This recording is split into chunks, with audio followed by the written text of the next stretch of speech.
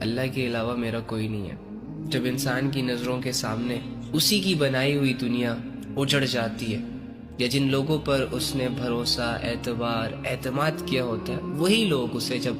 ٹھیس پہنچاتے ہیں، جن لوگوں کے سہارے وہ جی رہا ہوتا ہے اس امید کے ساتھ کہ برے وقت میں یہ لوگ ساتھ دیں گے، برے وقت میں یہ لوگ گلے سے لگا کر ہمارے آنسوؤں کو صاف کریں گے اور ہمیں یہ یقین دلائیں گے کہ ہم تمہارے ساتھ کھڑے ہیں، تم اکیلا نہ سمجھو خود کو۔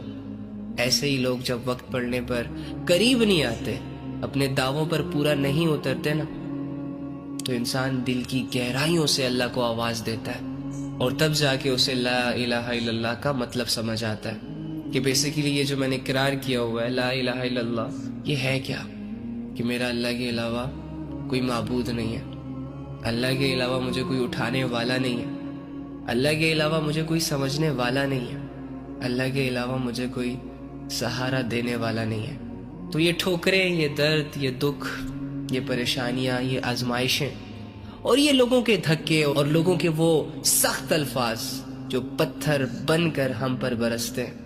انہی کی وجہ سے تو ہمیں رب کی پہچان ہوتی ہے، انہی کی وجہ سے تو ہمیں رب کی محبت سمجھ آتی ہے۔ تو گلے شکوے کیوں کریں؟ خوش ہو جاتے ہیں اس بات پر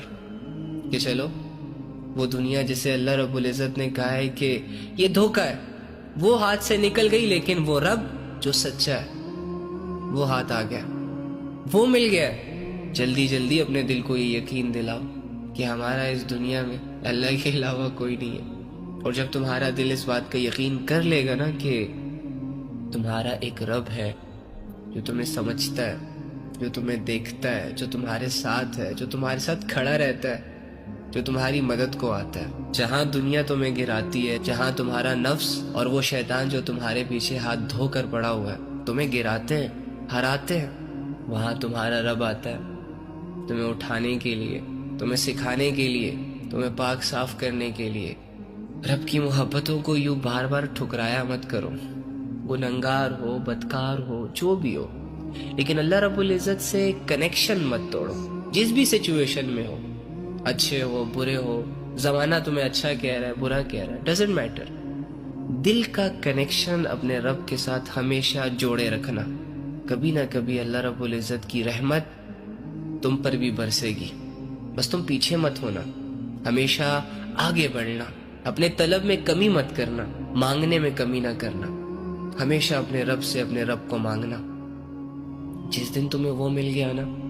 اس دن تمہیں کسی کی ضرورت نہیں پڑے گی، اس دن تمہارے لیے کل کائنات معنی نہیں رکھے گی۔ تمہارا اور میرا اور ہم سب کا ایک ہی مقصد ہے اس دنیا میں رہنے کا، اسی کے لیے ہم کھا رہے ہیں، اسی کے لیے ہم جی رہے ہیں، اسی کے لیے ہم چل رہے ہیں، پھر رہے ہیں، کما رہے ہیں، اور زندگی کو ڈیفرنٹ طریقوں سے گزار رہے ہیں۔ مقصد سیم ہے، اللہ کو پانا، اللہ کو پہچاننا، اس کی عبادت کرنا، اس پر بھروسہ کرنا، بن دیکھے اس کا یقین کرنا۔